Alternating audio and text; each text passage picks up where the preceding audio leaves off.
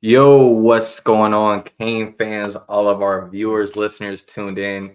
You are now in tune with the second episode of the Brad and Poe podcast. I am your host, Brad Tejeda. I got my co-host, my guy Bo, with me. Bo, what's up, man? Hey man, lovely Friday. The juice is flowing. So if y'all see me cheesing like hell, just know it's the cup, ain't me. But yes, sir, I'm ready. Hey, man, before we get started, man, make sure y'all hit the like button. Make sure you hit subscribe. We just got started with this podcast and this YouTube channel. We got a lot of heat coming up for you, man. A lot of fancy football bets, parlays, teasers each and every week, whether it's NFL or college. We'll also be talking weekly about our Miami Hurricanes football team, as always. But then we'll dabble into a little bit of NFL and any other social media stuff that comes up within the next 8 to 10 months, man, during these football seasons, man. But it's finally here, Bo, man. We've been waiting a while for football to finally be here, man. And we got, less than 24 hours that, bro, we'll be watching Florida. Well, we'll already know the winner of the Florida State, Notre Dame, or not start, Florida State, Georgia Tech game in Ireland. I'm thinking of Notre Dame because It's the juice, man. It's the juice. It's the juice. I got the same juice that Pat McAfee was drinking earlier today on ESPN, man. That man was hella turned. But hey, man, before we start, man, we might as well just go ahead and start it off with a shot. Oh yeah, if you out there in TV world, go ahead and take one with us. This for all football fans. You ain't got to be a Miami fan. Absolutely. Take a shot. Yes, sir. Ooh, Lord. Man, I'm telling you, doing that 3-day water diet messing me up, man, because I can't shoot whiskey like I used to. But give me a day or two. I'll be back to where I was. Hey, no, I feel you on that. I wouldn't ever be able to do that water challenge, man. I like food too much, and I'm a picky guy. I like my sweets. But anybody, viewers, listeners, tune in, man. Make sure you hit the like, subscribe button, and drop a comment too, throughout the show. If you got any questions or comments on the topics we're talking about, feel free to hop in, man. We'll definitely bring your comment up and chop it up and talk about it. But man, even if it's negative, yes, absolutely. And obviously throughout the football season, there's definitely gonna be some ups and downs. So we'll definitely have some negativity, just not with just the positivity, man. We ain't gonna just be pom-poms over here. No, man, that's just life, man. You gotta have negativity. That's just how it go. Everything ain't always good, Facts. Well, hey, man, before you brought up negativity, I'm gonna start bringing up some positivity. And as we always know with the Brad and Poe podcast, we always start out our show and our segment with our Miami Hurricanes football team. And hey, man, the season is right around the corner for our Miami Hurricanes. The rest of our fan base will be traveling 5 hours, whether you're in South Florida or traveling all across the nation. You'll be traveling to our backyard here in Gainesville, man, to take on the University of Florida. Hot, humid, sweaty, in the swamp, 3:30, man. I cannot wait. Yeah, man. I feel like we've been talking about it, going through the ins and out. We linked up with Graham last week and talked about it. Tired of talking about it, man. I'm just fucking ready for this goddamn game. I'm so ready. I got so much fucking money on this game, so we better fucking win. Otherwise, boy. Listen, it started out spring. It started out spring camp, right? You were able to land a big time guy and Cam Ward at quarterback, and then you go into fall and you bring in a dominant RB1 and Damian Martinez to pair with Mark Fletcher, and then you bring in another wide receiver and Sam Brown to complement Xavier Restrepo and Jacoby George, and then you brought in Amish Powell from Washington on the other side of the football. That's going to be one of those captains on that side of the football, whether it's communication or just his playing ability on the football field. But yeah, man, we're finally here, man. It's Miami Hurricanes Florida prep week.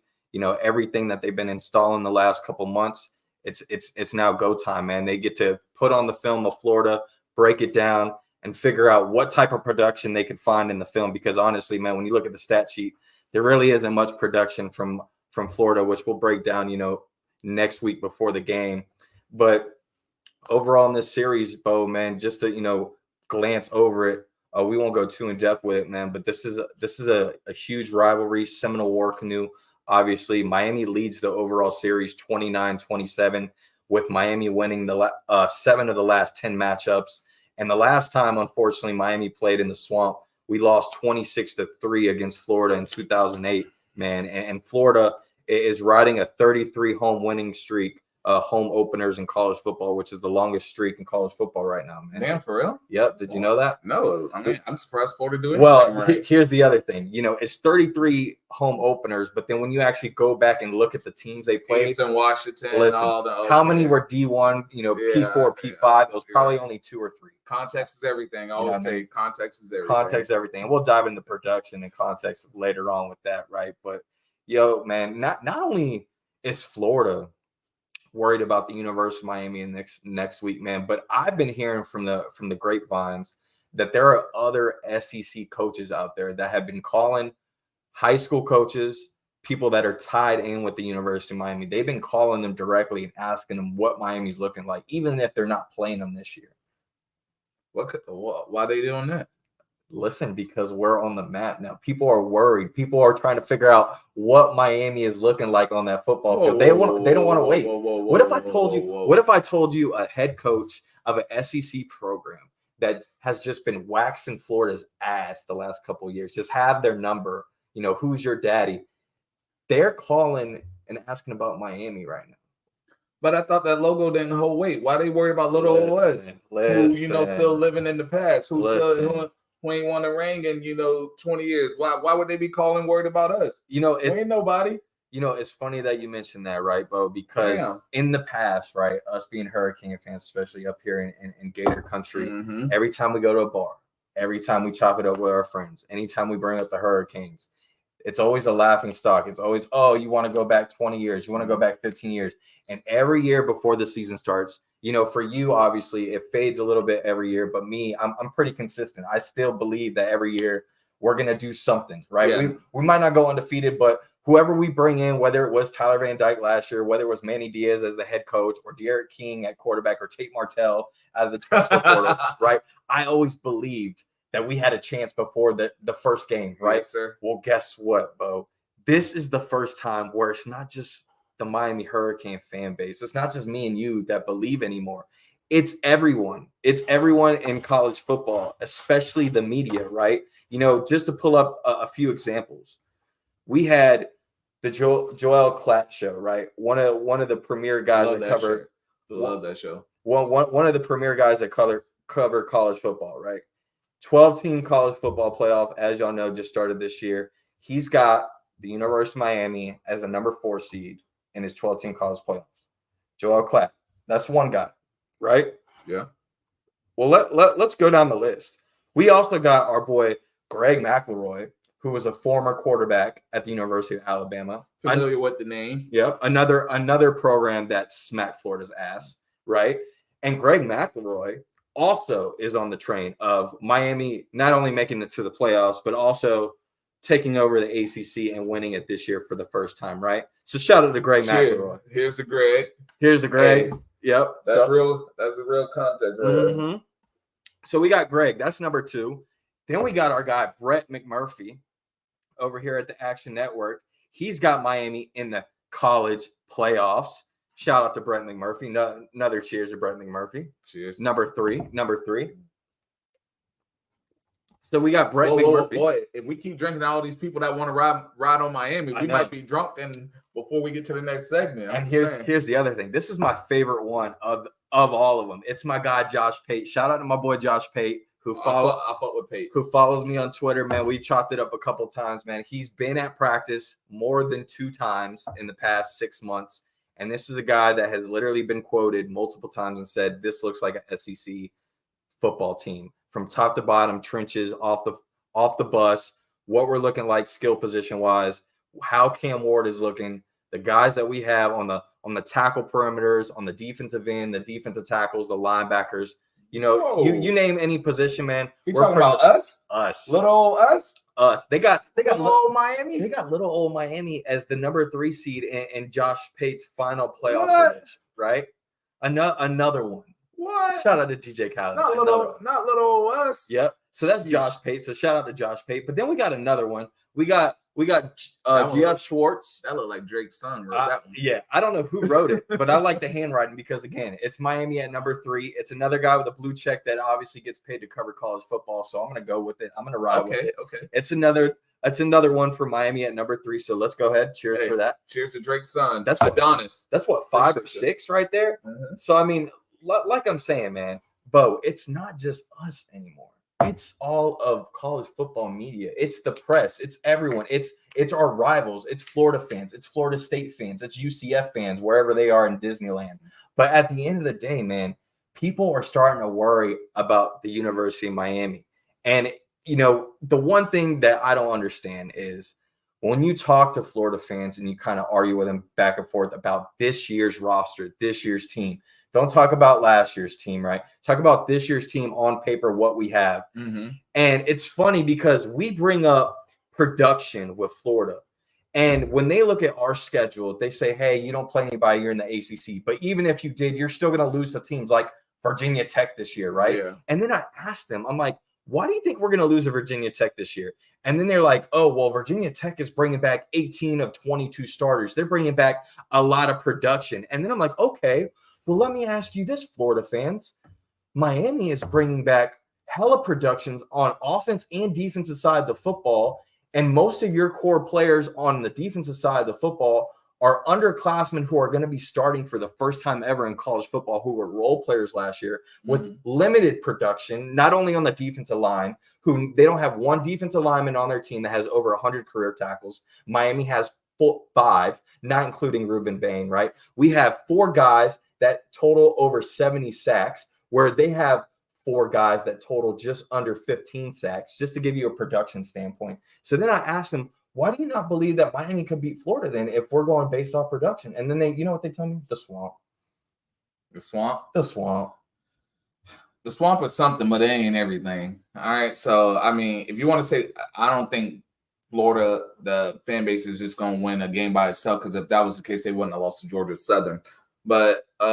But yeah, that seems to be real popular, man. I legit got in a heated fight with one of my boys, JJ. Fuck it, I'm gonna call you out, JJ, today for saying the same shit. Like, he wants to go based off like what he believes, like skill set, like potential, what this guy can be, instead of numbers. Like, because he was trying to say like Eugene Wilson is this, Wilson is that, and I was like, and I pulled up the numbers of Vittori receiver. I was like, if you put him next to Vittori, he doesn't even make. He's not even a top 3 receiver at Miami. That motherfucker, he's our 4th receiver at Miami. But then he tried to tell me you're just going based off numbers. What the fuck people get paid off of? Here's the problem when people bring up Eugene Wilson, right? Like obviously not being a Florida hater, Eugene Wilson is definitely a playmaker. He's a Kadarius Toney type of guy. The only difference is when Kadarius Toney was at Florida, they had a quarterback that would be able to stretch the field and throw the ball deep at times. Not only be able to set you up on the short game. I love you, Sam.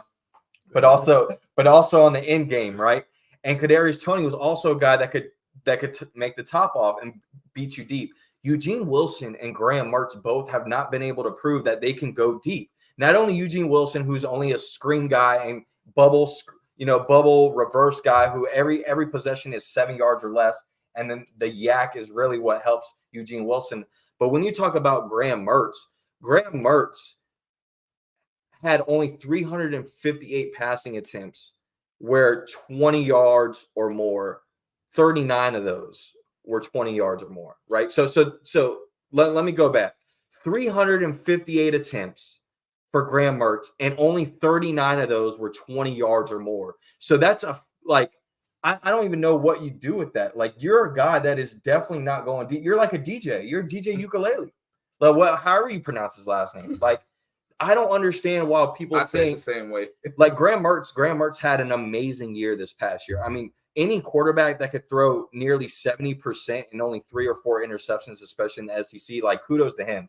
But you're not going to be able to replicate that or be better than that this year again with less production and less elite talent on your team. You no longer have a Ricky Pearsall, who was a first-round draft pick for the San Francisco 49ers. Which was shocking to everybody. You no longer have an Etienne, who was your most dominant playmaker and runner on the team last year. Their own fault. Who transferred to Georgia. And us as Miami fans, we may not be able to see Montrell Johnson as well, who was their other leading running back. Oh, yeah. Who averaged 800 yards every year at the University of Florida and 140 carries each year. That's a guy that they lean on heavily, not only in the run game, but also probably their best pass protector in the run game as well.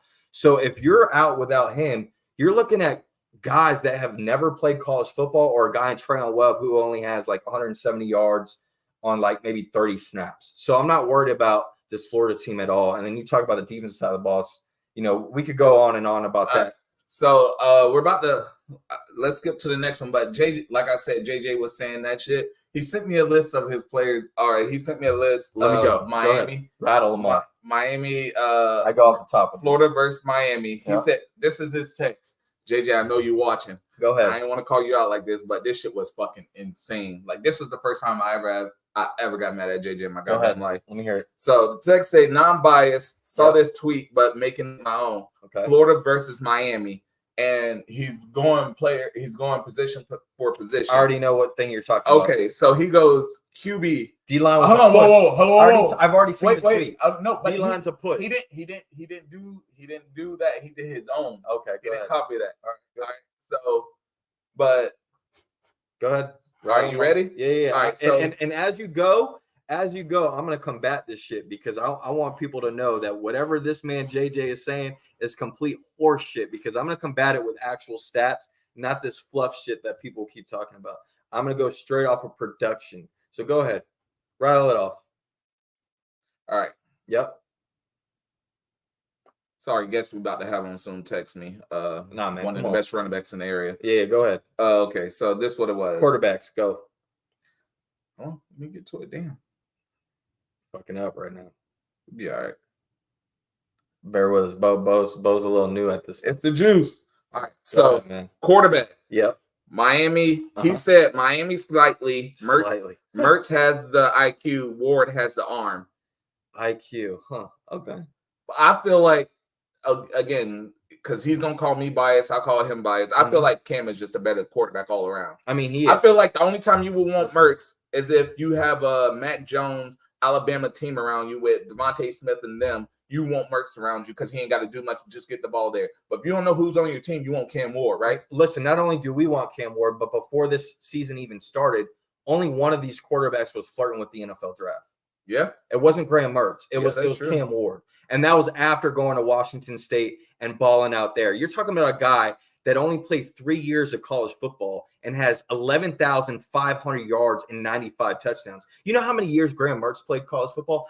5 years. And this man only has 8,000 passing yards with 57 touchdowns. All right, we're gonna keep going. Yep, go All ahead. right, so running back, he said Miami. Not even close. Go Okay. ahead. We don't even need to argue Receiver, that one. he said push. Push. Stop, bro. This is where we got into the biggest fucking fight. Let's not yell. Kids Okay, are sleeping. you're right. My bad. Kids sleep. Yeah, go ahead. Bring them up. Receiver, he Receivers. said push. How? Bro. Explain how JJ Bro. explained this, because I'm So gonna come back. Go ahead. his logic was Yep. What was his logic? I want to hear it. Because first of all, here before you Obviously, Go ahead. okay. go He ahead. said receiver is a push, talent wise. Come on. Oh my Obviously, God. Trey wasn't putting up the numbers. The Yeah. numbers X was when Yeah. Parcell was wide receiver 1.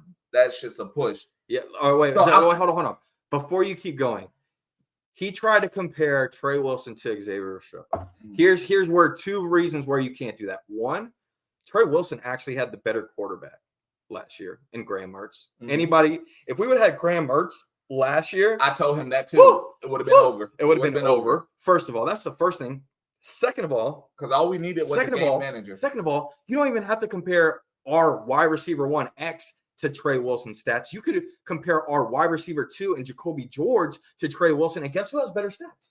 Jacoby George. That's funny that Oh, you, whoa, Can I please keep going before you keep going on? Because I'm cooking right now. Not only that, but Eugene Wilson has never had a fucking 100 yards in one game in college. Yeah. That's another thing where you can't even compare the two, right? Yeah. This is a guy that only catches screens and sweeps, and anything has to be 7 yards or less. Not only because of him, but because of a quarterback in Graham Mertz who doesn't throw the ball deep.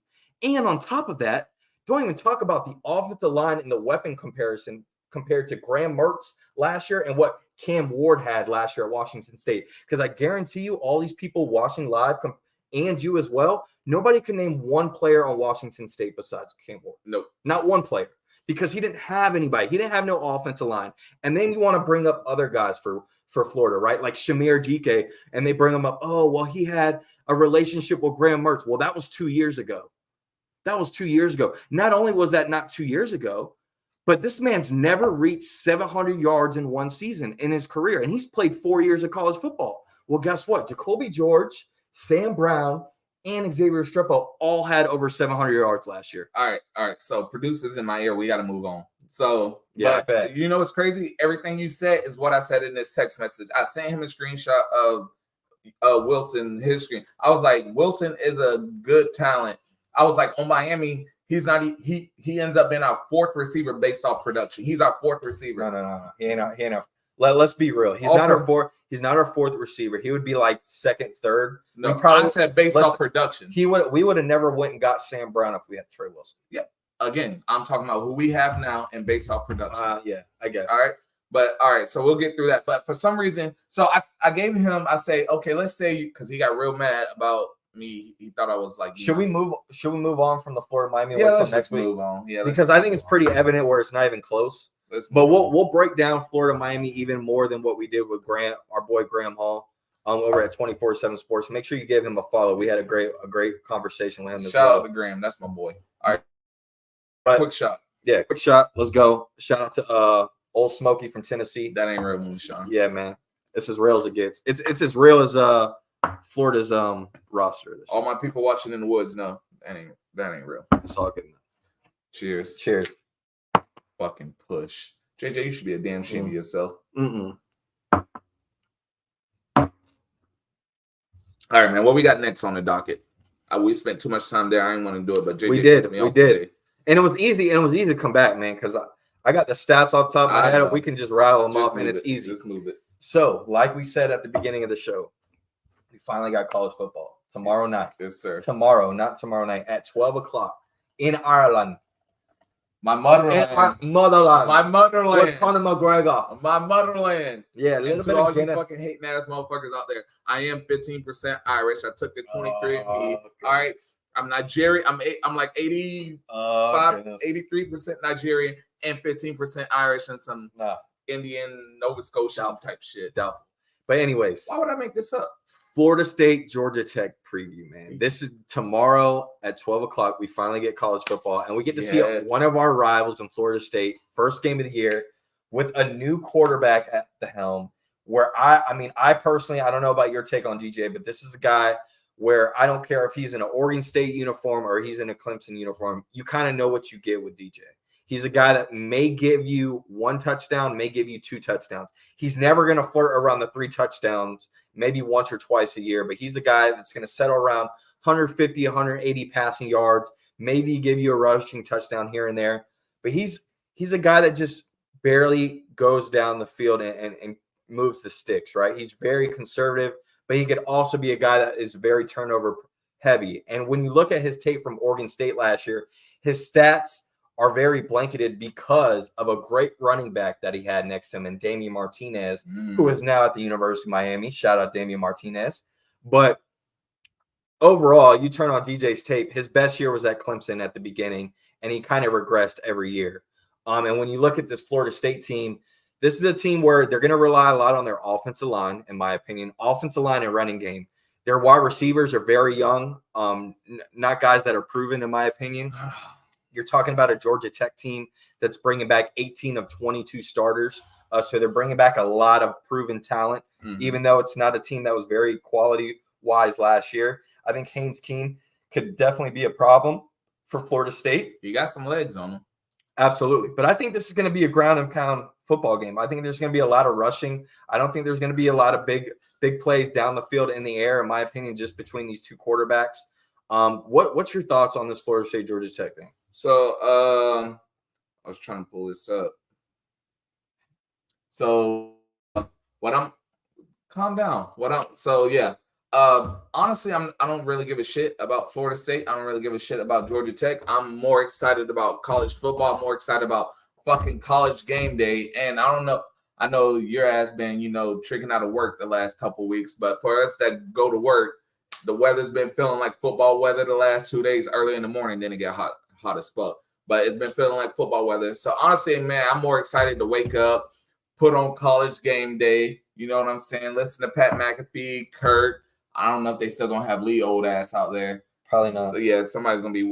But I feel like they give him a farewell tour or something, and all those boys. But yeah, man, no, I think it's gonna be a good game. I know when we talked that me and you talked at the beginning of the week, the spread was 11.5. I don't know if you know what it is, what it's at now. I think it dropped to about 10.5 or 9.5. I'm not sure. I took Florida State at 9.5. Okay, and I'm with you on DJ. I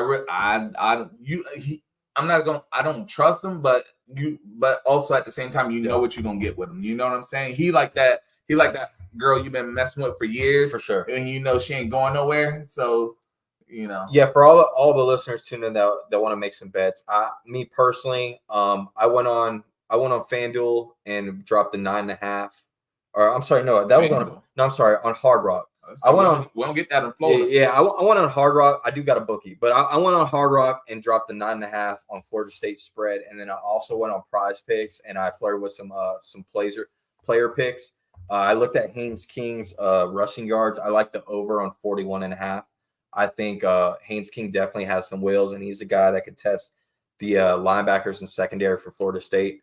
Like I said, I think it's going to be more of a running game, and then also. Another guy I'm looking at Georgia Tech is Malik Rutherford, who's a South Florida guy. He's a guy who's a playmaker. You look at what he did for Georgia Tech last year, a very productive guy. He's probably their number one playmaker. I would probably compare him to how Boston College used Zay Flowers a few years ago. That's kind of how Georgia Tech may use Malik Rutherford this year. He's only at 36.5 receiving yards. I hit the more on that on Prize Picks, so I like that. And then also on Florida State, I took the less on passing and rushing yards for DJ. You brought up DJ. Again, a guy that's going to be flirting around 200 overall yards, in my opinion, between rushing and passing. He's at 259.5, so I took the less on that. And then I also took the running back for Florida State to have a touchdown. I think it's going to be a lot of rushing. He will. Yeah, so I think you took Florida State to cover? I took them on the spread, 9.5. 9.5? 9.5. So I think they cover that. I kind of caught it late. I thought if it was 11.5, I honestly would have took Georgia Tech to cover that spread, but it's a little bit lower now. I've been working all week, so get at me. So I didn't have time to get it early, but yeah, I think Florida State ends up winning the game. I think DJ looks average to maybe slightly above average, and Florida State gets the win. But that's about it. I don't expect a real exciting game. Like I said, I think me and most people, and if you're not a Florida State fan, we're just excited for the kickoff of college football and college game day. I will say this, man, watching Pat McAfee live on ESPN with the atmosphere and seeing, on social media, the amount of fans for Florida State that travel to Ireland, I think that's going to be around 20 or 30,000 for Florida State fans. The amount of fans that were able to travel. I mean, kudos to those guys because, in my opinion, I'm not going to lie to you, man, maybe like football game in like Spain or Argentina or somewhere overseas, like more South American that fits more the University of Miami. If we're ever able to schedule a game outside the United States, I've always wondered how would our fans travel, right? And being able to see, our rival in Florida State, same conference, right? And how they've been able to travel to Ireland, which is only, I think, a 5 or 6 hour flight on the West Coast or East Coast, if I'm not mistaken. But the way they were able to travel, I would hope that Miami fans could travel like that. Florida fans will get a little taste of that, next weekend when a lot of these Miami fans travel up. There's going to be a lot more than people expect. I think Florida fans are trying to, cover that up by making all these Florida fans wear all white, knowing that Miami is going to be wearing all white. So I thought that was pretty funny, man. But besides the Florida State and Georgia Tech game, which obviously everyone in the country is waiting on because it's the first game of the year, there are some other games that are going to be happening, either whether it's tomorrow or early next week. I just want to go over a couple of those real quick for you guys, some other bets or parlays that you guys are thinking about. First off, SMU and Nevada. Me and Debo both are very familiar with SMU because about, a tenth of our roster ended up at SMU the last couple of years. Shout out to that boy Rooster. I still like him. Jalen Knight and Rooster. You also got, Smith, Keyshawn Smith, the wide receiver. You also got Jordan Miller and Elijah Roberts. Shout out to my boy Elijah Roberts, who was the best player on SMU last year and has literally been taking over the map. And he's already a top, 30, 40 pick in the NFL pre-draft. So he's been doing big things. This is the first year that SMU will be in the ACC. So they got a lot to prove. And Keep going, young fella. This is a team, and Rhett Lashley and my guy Rob Likens, shout out to Rob Likens, that they are going to push the football. They're going to try to score a lot of points. And when you look at this game against Nevada, the last 2 seasons, Bo, went 2-10. Not only last year, but the year before, they went 2-10. And this is the year that they're transitioning to a new staff. So not only did you have a huge turnover where maybe your only top 2 or 3 defensive players on the team ended up transferring, hit the portal, went to other programs, but you just went 2-10 the last 2 years, and you're going over a coaching turnover, and you're opening up against SMU, who is now in a new conference and is going into this game with a lot to prove and a lot of firepower. I like the points, the spread, however you want to put it, SMU. Any bet possible with SMU, whether it's Preston Stone at quarterback on Prize Picks with the over on pass yards, or just if it's money line or spread or points with SMU over Nevada, I'm taking it. Nevada is going to be nowhere close to these guys. What's your thoughts on that? Yeah, I don't think there's ain't really much to debate. I mean, it's SMU all the way. Whatever you want to take over at the spread, whatever, go ahead, take SMU, get you a nice little piece of change. Depending on, I don't think with this, with the odds, I don't know how much you get off that, but yeah, I think that's pretty just cut and dry, like SMU all the way. The other game I want to mention before we move on to fantasy football is going to be the Hawaii and Delaware State game. One, obviously any team that travels to Hawaii, you get that time zone difference. So, there could be some hiccups there. Well, there's even going to be even more hiccups because this game happens in about 24, 48 hours. And Delaware State missed their flight and they were like 10 hours behind and they just now got to Hawaii. So they are going to be extremely behind against a team in Hawaii that loves to put up points. This is an offensive team that, continuously tries to put up, 50, 60, 70 plays in a football game. And when you look at Delaware State and their track record, especially last year, dude, they get blown out in football games. I'm talking like 40, 50 points to no-name teams, not even D1 programs. I'm talking FCS, D2 teams. So I like Hawaii over Delaware State. Money line, spread, points, same thing. So if you want to create a parlay or a teaser, between the Georgia Tech game that we just mentioned and the SMU and now the Hawaii game, those are probably the 3 I would mess with, as far as the Brad and Poe podcast. Man. No, yeah, I'm with you. I will take Hawaii, but honestly, I would take Hawaii. Man, shout out to Hawaii that's still out there playing football. I mean, Hawaii is always there for us. Hawaii is like that infomercial that you see late at night. You know what I'm saying? Like you pay attention to, but you don't really pay attention to. Mm-hmm. But when somebody brings it up, you remember how much it means to you. Like when you get home drunk and Hawaii football is just on the TV, 1 a.m., 2 a.m., Hawaii is right there playing for the boys so you can go to sleep with, football. So shout out to Hawaii. You talk about shout out to Hawaii. I'm going to shout out Mario Cristobal and Alex Mirabal and the rest of the staff because you talk about just watching Hawaii guys and the type of football they got. The last 20 years, I've been praying for just one Samoan, one guy to be on this roster. And ever since we got Mario and Mirabal, we got multiple. We got multiple Samoans on the roster. So I like the Hawaiian descent. Anything from that background, man, give me all those guys. Trench bullies. I like it. Can't be mad at that. But yeah, man, we finished up our bets and parlays for this week for the Brad and Bo podcast, man. Talked a little bit about Canes football, Georgia Tech, Florida State, and some of these other picks, man. But now we get to move on to another topic. Some of the viewers that are tuned in will be part of our fantasy football league. We're working on a 10-man league. We need 1 or 2 more guys that we're still working on, and our fantasy draft will be next week, man. But I'm gearing up for something that I can't wait, man, because this is going to be a nice little pot, and I can't wait to take it home, man. What's your thoughts on fantasy football this year?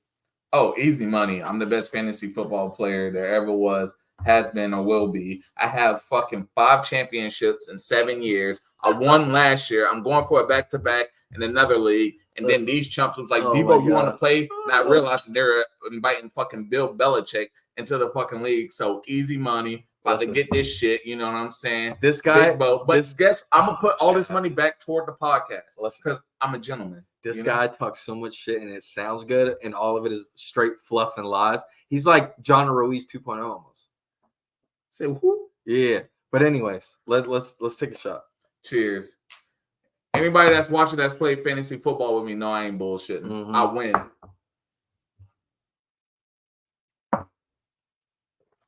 Woo! But anyways, going to fantasy football, right? I think we can all agree everyone's number one pick this year is a guy that's on the cover of Madden, Christian McCaffrey. If you have the number one pick, you're probably going with Christian McCaffrey, right? But what I want to ask you is this, Bo. There's a lot of people that are tuned in that this may be their first time, trying out fantasy football. This may be some people's 20th, 30th season. This ain't their first rodeo. Yes, sir.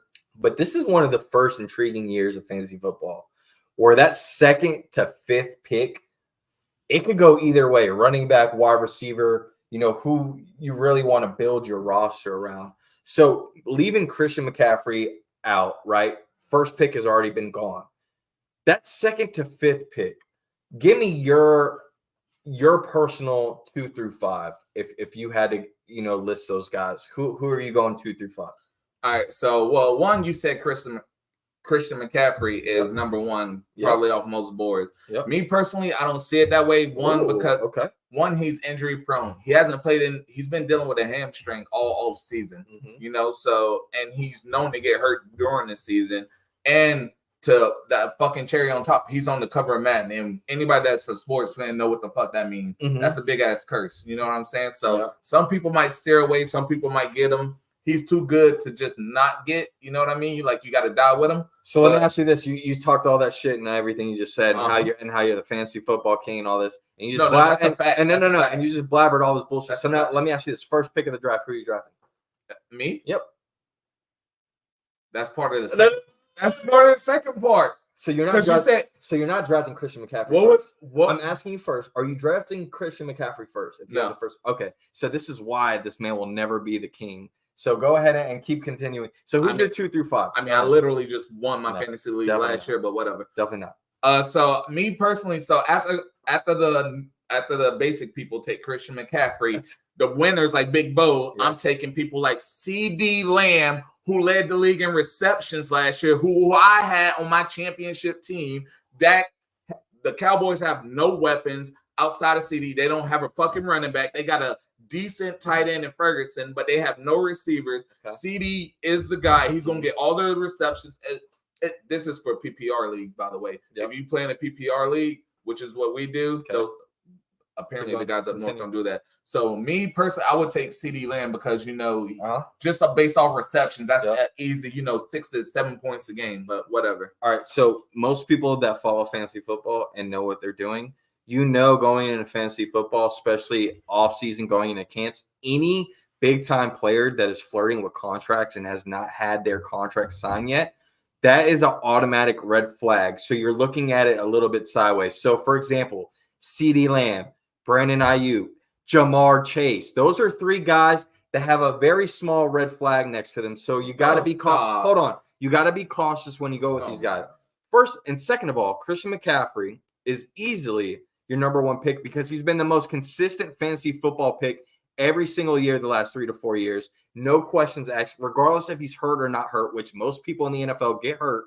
It doesn't matter. The guy is going to be productive if he's in the football game, and that's what you want. Christian McCaffrey gives you that. So, yes.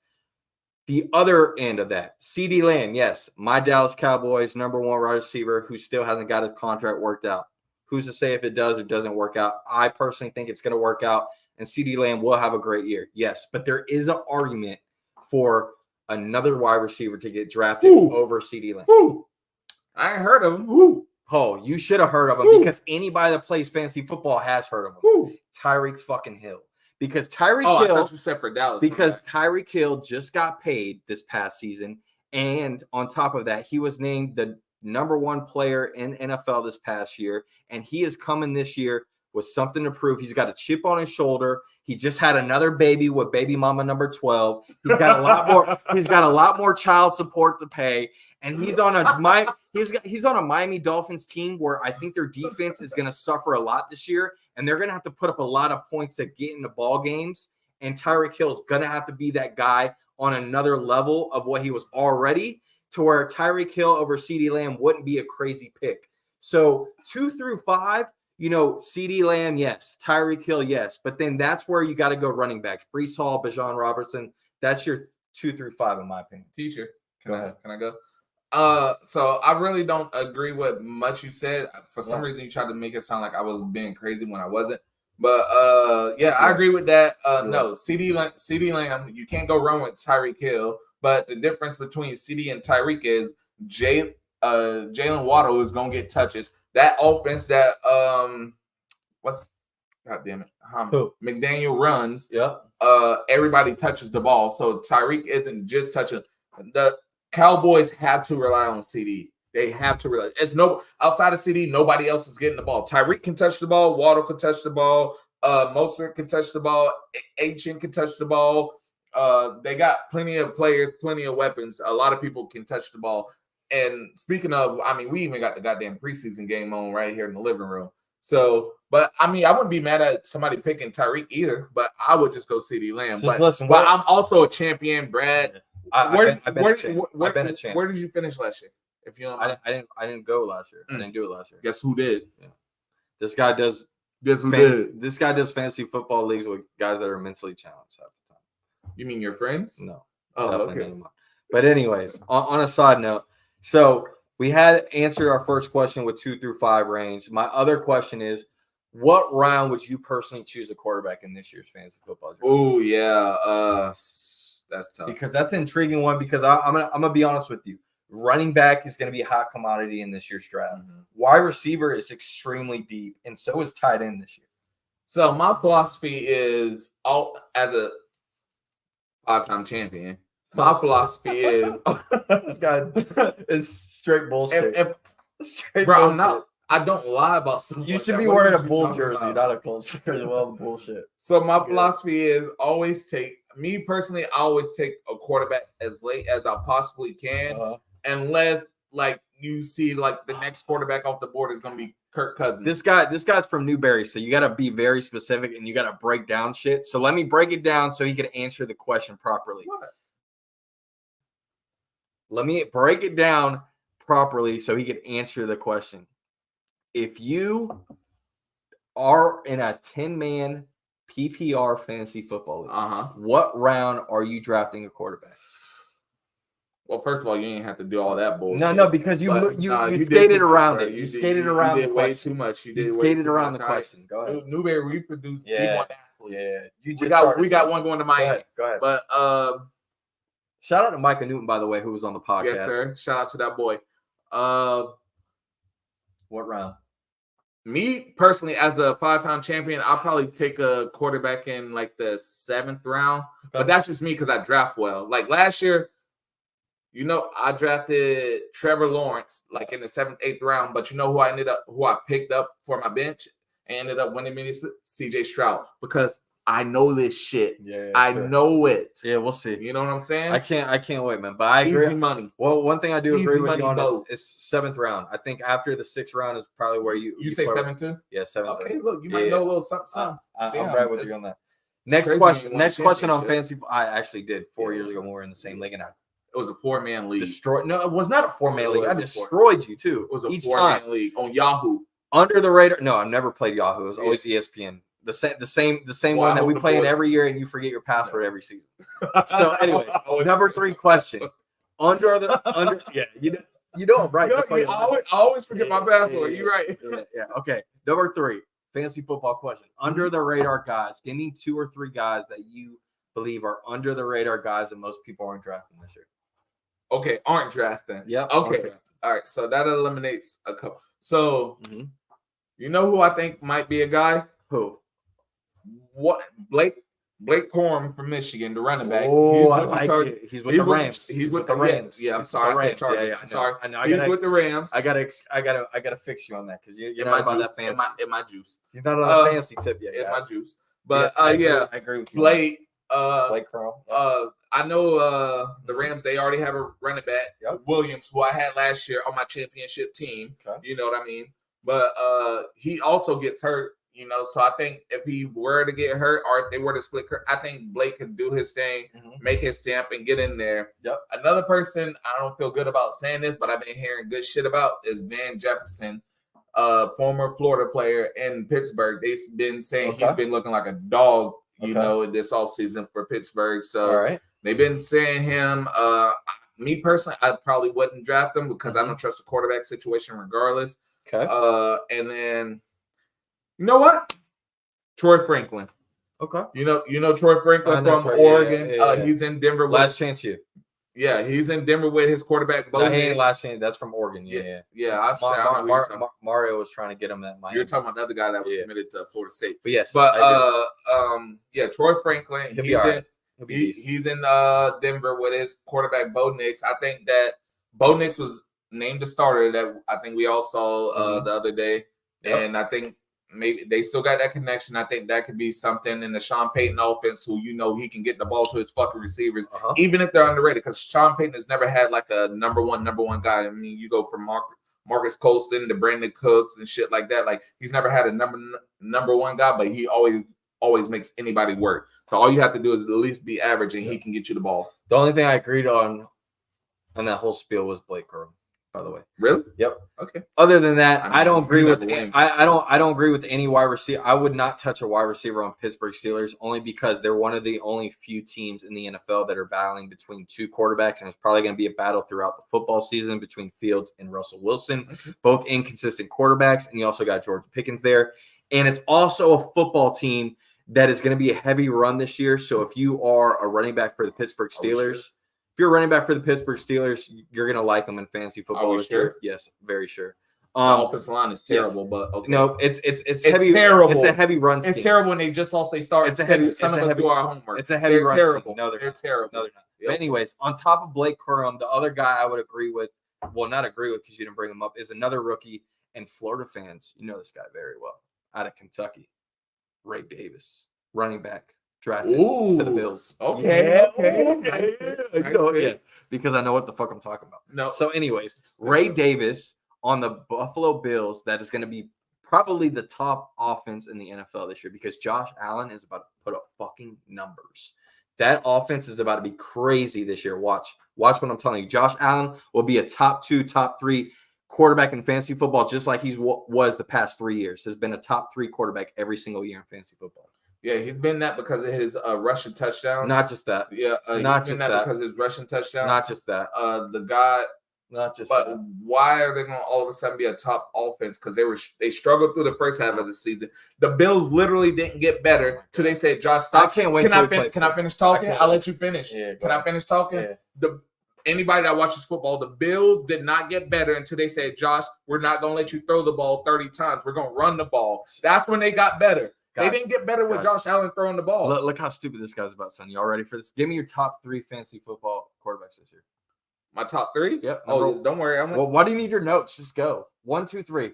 Because I prepare for I prepare for everything. That's why you never win shit. Because you don't prepare. It's the top 3 quarterbacks in the NFL. It's not that hard. Go ahead. No, it's not the top 3 quarterback in fantasy and football. But it's still not. If you're a fantasy football god, if you're a fantasy football goat and won 4 of the last 5 years, you should already know this. So go ahead.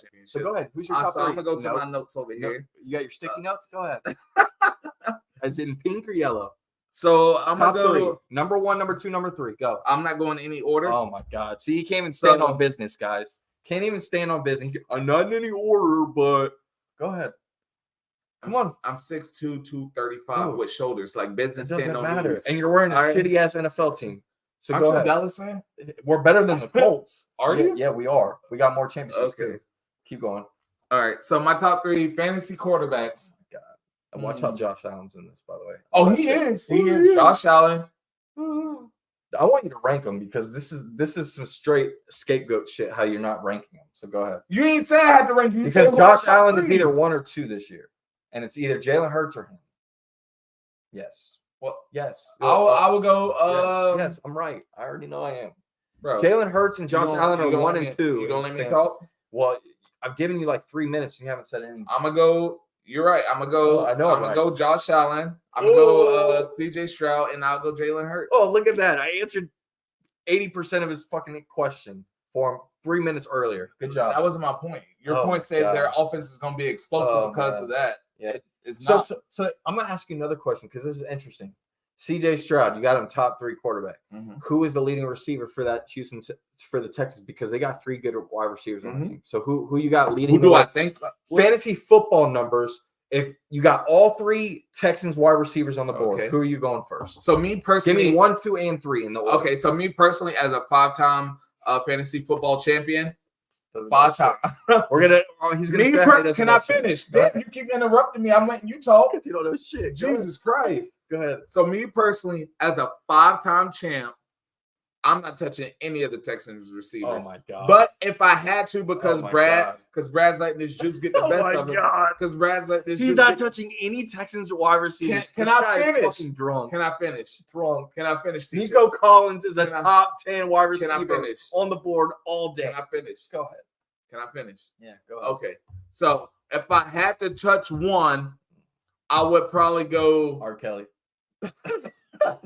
I would go Tank or Diggs. Because can I finish? Can I finish? Can I finish? Again, this guy's never won shit. So I would go Tank or Diggs. One, because Diggs, the way they did his contract, the way they did his contract, he's out after this year. So based off his production this year determines his paycheck next year. So he's gonna try to ball out. And then Tank is just the better receiver all around. And he's been balling out in camps if you actually keep up with that shit. Bro. Nico is still a good receiver. I think Nico is great, but he's not one of those receiver on the team. He, of course, the other receiver got hurt, dumbass. What do you mean? God. You giving somebody credit for being good when everybody else was hurt? Please don't listen to this guy. Whatever you do, don't listen. What are you talking about? He was the most productive. Don't listen to this guy. Everybody else was Nico hurt. Collins is definitely the top guy. I would go Tank Dell too, just because of his yak, and he's the big play ability guy. I think out of the 3, Diggs probably gives you the most touchdowns. Tank Dell gives you the biggest yards, but I think Nico Collins all around has the most points. That's where I'm going with. So I'm going Collins 1, Dell 2, Diggs 3. And I bet y'all he don't draft any one of them. We'll be locked for our fantasy draft. Yeah, I promise you he won't draft any one of those motherfuckers. We'll see. So now, going to question number 4. Give me 2 or 3 guys you would not choose on your draft board or on your team. Where if they were on the board, you'd be like, you know what? Other guys may feel him, but I don't feel him. No Diddy. Okay, yeah. So 3 guys I wouldn't choose. Starting off, Brad's gonna be against this, but I don't give a fuck because he's number 1 shit. So speaking as a 5-time champ. Bro, you keep saying it. And can I finish my goddamn sentences? You never won anything. You never won anything. Can I finish my sentences without being interrupted? Yeah, go ahead. You sure? Yeah. You sure? Yeah. Okay. You're like the UCF football team. These wins that you're talking about are freaking imaginary. Okay. They're like these plaques that you buy for $20 at the store. Yeah, because I play in the fantasy you got the participation football league by myself. You got the participation play by myself? Pretty much. Okay. So keep going. Anyway, go ahead. So the 3 guys you won't draft. Go ahead. The 3 guys I won't draft. 1, I'm going to go Justin Jefferson. No quarterback. Okay. I don't know what the fuck is going on. Everybody's getting hurt. Mm-hmm. I think they built something on like an Indian burial site. Okay. That's just bad juju going through that fucking building right now. I wouldn't fucking touch him. Okay. The second person I wouldn't touch is Malik Neighbors that got drafted out of LSU. Okay. Why the fuck is Daniel Jones in the NFL? I mean, did you see that shit? They're kind of handicapped. I mean, if you've been watching Hard Knocks, they were kind of left to where you either go all in on a playmaker wide receiver to help you, or you help someone with Daniel Jones in the offseason, and that's why they got all these. Yeah, but Breezy, they had a choice. They could. Their choice was Tyrod Taylor. No, their choice was pay Saquon or pay Daniel Jones, and they chose pay Daniel Jones. It's funny that you mentioned Saquon because his name's gonna get brought up shortly. Okay, so either way, I wouldn't touch him because I don't trust that motherfucker. Yep. And the last one I wouldn't touch is any Colts wide receiver. Because I can't fucking trust Anthony Richardson. I'm a Colt fan, but what the fuck is going on? I mean, sometimes he look. Hold on. Can I finish? Wait, before you finish, no Diddy. Who was the guy that told you AR was not going to be in? Everybody. No. Everybody. No. If I have to go the first guy, I would say JJ. JJ, who's a Florida fan, said this guy fucking sucks. I told you before he was even in a Gator uniform, he was going to suck. I don't remember that shit, but whatever. Okay. How long ago was that? I don't remember that. When he was at Eastside? Motherfucker, I had kids since he was in high school. Anyways, so yeah, the last any Colts wide receiver. Gotcha. I don't know what's going on with AR. But the thing, I saw the last game. Sometimes he makes throws of like, okay, he can be a fucking guy. Then he makes Daniel Jones type throws. It's like, what the fuck are you even actually doing? Mm-hmm. So it's just kind of hard to tell. And can I give an honorable mention? Go ahead. Najee Harris. Najee Harris. Okay. I wouldn't fucking touch that bitch with a 20-foot pole. You sorry ass motherfucker. You supposed to be one of the best high school running backs coming out. Went to Alabama, did your thing. You can't do shit. Najee Harris will be good this year, guys. Okay. The run, one of the worst offensive the line. run scheme that they got this year with Jalen Warren. The run scheme that they shows got how much he knows. The run scheme that they and got. now we know who never wins. People fantasy. that follow the Steelers know that their run scheme. Anybody that ever played fantasy knows. Okay. But anyways, you'll go. Guys, I will not draft. Hey, I'm gonna let Saquon Barkley. Hey, wait, I'm gonna let you finish. I will not draft Saquon Barkley this year. What? Why? I will not. I need a injury prone, and with the Philadelphia Eagles. Hold on. With the Philadelphia Eagles, there's going to be a lot of times where they're going to be in the red zone. Mm-hmm. You know how that push is. Jalen Hurts, for one, is going to be the best dual threat quarterback in the NFL this year. And he's going to take over a lot of those touchdowns. Can I finish? You just said I was going to finish, and you didn't let me. Saquon Barkley is not going to get as many touchdowns as he can because of the quarterback. And on top of that, there's going to be a lot of offensive weapons in the passing game that can prevent Saquon Barkley from doing that. And I also think Saquon Barkley will not finish out the whole football season. So for that, I do not think Saquon Barkley is a guy that should be drafted as high as he is. All right. So just one thing. I understand what you're saying, but with that whole thing, but Saquon will be behind the best offensive line he's ever had. And also Jalen, I don't, but you don't follow football in the offseason. Jalen Hurts and Nick Sirianni got into it because he was tired of doing the tush push. He won't be doing that this year. He won't be doing this year. You want to bet on that? So goal line touch. Bet on that? Can I finish? I just let you finish. Can I finish? You want to bet? Can I fucking finish? Let's bet after. God damn it. Go ahead. So I feel like a majority of red zone touches will be going to Saquon. I'm not saying there won't be any tush pushes, but it won't be like we've seen in the past. Okay. So okay. What's the bet? Over under on 5 tush pushes this year. I'll go over. It's 18 games. Okay, so let's do 8. Goal line for touchdown. Tush push. Oh no, I meant for goal line. Touchdown. See, this guy's scary as always. So, anyways, Saquon Barkley's 1. Number 2 is George Pickens. George Pickens for the Pittsburgh Steelers. Again, I went back with this earlier. You got 2 quarterbacks that are battling for the quarterback spot all year round, both very inconsistent in my opinion. And again, Debo doesn't agree with this, but I think they're going to be very heavy run this year. They have a run scheme that's going to benefit Najee Harris. He's going to have a more productive year this year, and I don't think their wide receivers are going to eat at all this year. I never said that they wouldn't be run heavy. No. I said Najee Harris isn't a good fucking running back. He's going to show you that this year. He's going to show you that this year. Yeah, he's not a good running back. He'll show you that this year. Anyways, that's all I was saying. My third pick. And a terrible offensive line. My third pick. You said no Colts players, correct? No Colt receivers. No Colt receivers. I'm going to do the same thing with another team. No Titan players, because I do not believe in Will Levis at all. You don't believe in Mr. Mayo? No, not at all. What? Anybody for the Tennessee Titans, do not draft him. I do not believe in Will Levis. So that is my 3 do not draft. D-Hop played for them. Yeah, and he's not going to do shit but hop on out of that. Yeah, I mean, all he does is get 1,000 yards every time he steps on the fucking football field. But what do I know? I'm only a 5-time champ. What do I know? All right. So, last but not least. No, I mean, you said this like 12 times, and yet you've only had 1 championship, so it doesn't add up. Last but not least. We played in 1 week. Number 5 question. Who is this year's Puka? Oh, yeah. That was a good one. I know it's a good one because I came up with it. Who is this year's Puka? All right, so when you say this year's Puka, are you talking production-wise? Are you talking about from where they were drafted, the place they were drafted, and what they could possibly do? Either one. Okay, you can spin it however you want. Okay, so my 3, I got not 3. Just give me a guy or 2. That's it. All right. So I'm gonna give you 2. Go ahead. Ladd McConkey. Okay. For the Chargers. Yep. Second round, 34th pick overall out of Georgia. Yep. I like him. I think he can do some things. He got Herbert throwing the ball. I think he can immediately step in. They got no receivers. They got rid of Williams. They got rid of Allen. They got nobody left. What's the guy from last year? from TCU that's there, but he drops every fucking thing, so it don't matter. But so yeah, they got him. I think he could be a surprise pick, but we have to actually take a chance and go all somebody like real deal Puka, like because Puka was a 5th round pick, 177th pick overall. I'm going Brendan Rice, the son of Jerry Rice, 7th round pick, 7th round, 225th pick for the Chargers too. Maybe he can do something. You know who his daddy is. You know who his coach is. Maybe he got a good quarterback. Maybe he can make something happen. Again, I'm not standing on business about this because I know Brad wants everything to have your John Hancock on the side of it, but maybe he can do something if somebody was going to surprise somebody. He at least got it in his blood. No, I'm going to be short and sweet. I'm not going to give out